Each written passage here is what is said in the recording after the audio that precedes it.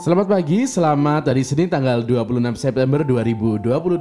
Kita memasuki pekan yang baru. Kita mengawali hari Senin ini semoga dengan semangat untuk menjalani aktivitas, kegiatan, dan pekerjaan serta pelayanan kita. Di hari Senin tanggal 26 September 2022, kembali kita ingin bersyukur atas kasih yang Tuhan berikan kepada kita di pagi hari ini, atas anugerah kesehatan, atas perjumpaan dengan orang-orang dicintai, dan juga atas kesempatan kita untuk berkarya di pagi hari ini. Semoga pagi hari ini semangat senantiasa bersama dengan kita semua, supaya dengan semangat itu kita bisa berbagi kasih dan juga bisa memberikan diri kita di dalam karya serta pelayanan kita. Dan juga untuk Anda semua yang hari ini merayakan hari-hari spesialnya, entah itu yang sedang merayakan ulang tahun ataupun juga sedang memperingati momen-momen spesial, selamat untuk Anda semua. Semoga berkat Tuhan juga senantiasa menjadi modal bagi kita untuk berbagi berkat bagi sesama kita. Hari ini di hari Senin tanggal 26 September 2022, kita akan membaca dan merenungkan bacaan Injil untuk hari ini dari Injil Lukas bab 9 ayat 46 sampai dengan 50. Sekali peristiwa, timbullah pertengkaran di antara para murid Yesus tentang siapakah yang terbesar di antara mereka. Tetapi Yesus mengetahui pikiran mereka, karena itu ia mengambil seorang anak kecil dan menempatkannya di sampingnya. Lalu ia berkata kepada mereka, "Barang siapa menerima anak ini demi namaku, dia menerima aku. Dan barang siapa menerima aku, menerima dia yang mengutus aku, sebab yang terkecil di antara kalian dialah yang terbesar." Pada kesempatan lain, Yohanes berkata, "Guru, kami melihat seseorang mengusir setan demi namamu, dan kami telah mencegahnya, karena ia bukan pengikut kita."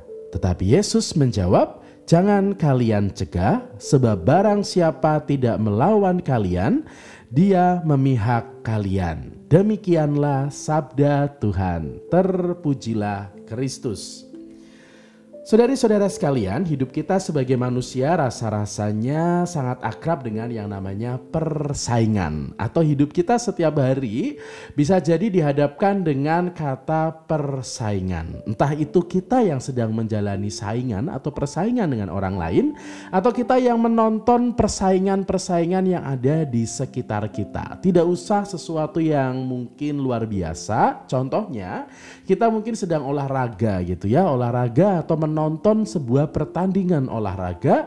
Sebetulnya di situ kita sedang menonton dan sedang menghidupi yang namanya persaingan. Di dalam sebuah permainan olahraga, pasti atau kebanyakan tujuannya adalah supaya menang, atau di dalam pertandingan adalah tujuannya supaya menang, sehingga nantinya dapat piala, dapat trofi, dapat hadiah, atau dapat piagam dan lain sebagainya. Dan bisa jadi di saat kita menang dan kita punya prestasi, lalu kita akan mendapat yang namanya pujian, atau kita akan mendapat sebuah pengakuan dari banyak orang atas apa yang kita buat. Atau bisa jadi kita juga akan diajak untuk merenung tentang persaingan yang lebih kompleks gitu ya, persaingan politik atau persaingan tentang popularitas di dalam kehidupan masyarakat dan lain sebagainya. Hidup kita dipenuhi dengan yang namanya persaingan atau kompetisi. Bahkan hidup kita sebagai seorang manusia di awal mula kemunculan kita di rahim ibu kita masing-masing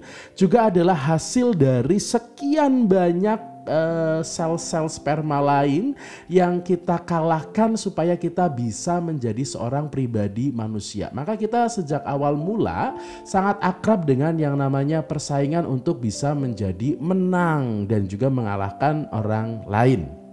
Dan sebagai manusia, mungkin kita semua punya naluri untuk bisa bersaing satu dengan yang lainnya. Entah itu dalam hal yang besar, hal yang kecil, ataupun mungkin dalam hal yang sederhana maupun sesuatu yang kompleks di dalam hidup kita. Nah, hari ini kita semua juga diajak untuk merenungkan topik tentang persaingan yang juga ada di dalam kelompok para murid Yesus. Mereka bersaing tentang siapa yang paling besar di antara mereka. Dari 12 orang ini, ini mungkin mereka berharap bahwa mereka akan menjadi seorang yang spesial di hadapan Tuhan. Mengapa?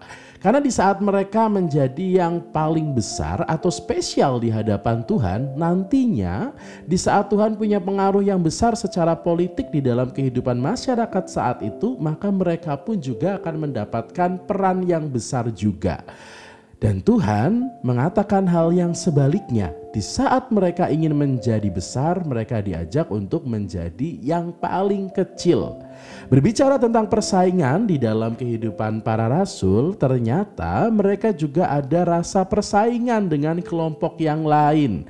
Di saat Yohanes bertemu dengan Yesus dan mengatakan, "Guru, kami melihat seseorang mengusir setan demi namamu." Seolah-olah kata-kata ini adalah sebuah kata ketakutan gitu ya. Karena takut bahwa nanti ada kelompok lain yang menyingkirkan mereka, yang menggunakan nama mereka untuk mendapatkan simpati dari banyak orang.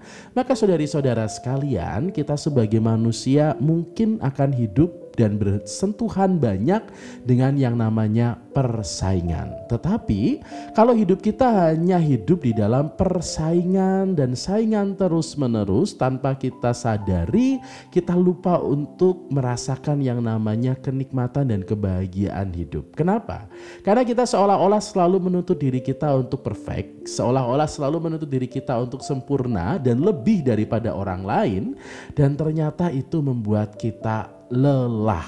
Para murid tidak merasakan kebahagiaan bersama dengan Yesus karena yang mereka pikirkan bukan syukur sebagai murid Tuhan, tetapi justru yang mereka pikirkan adalah bagaimana saya bisa lebih daripada orang lain. Mereka dekat dengan Tuhan, tetapi mereka tidak merasakan Tuhan yang sungguh-sungguh dekat di dalam hati mereka karena mereka tidak membuka diri kepada Tuhan, tapi justru hanya membuka diri dengan yang namanya persaingan tadi itu. Semoga hidup kita di dalam kebersamaan dengan orang lain tidak selalu membawa kita untuk selalu bersaing, tidak selalu juga membuat kita untuk harus menang dari orang lain dan mengalahkan mereka.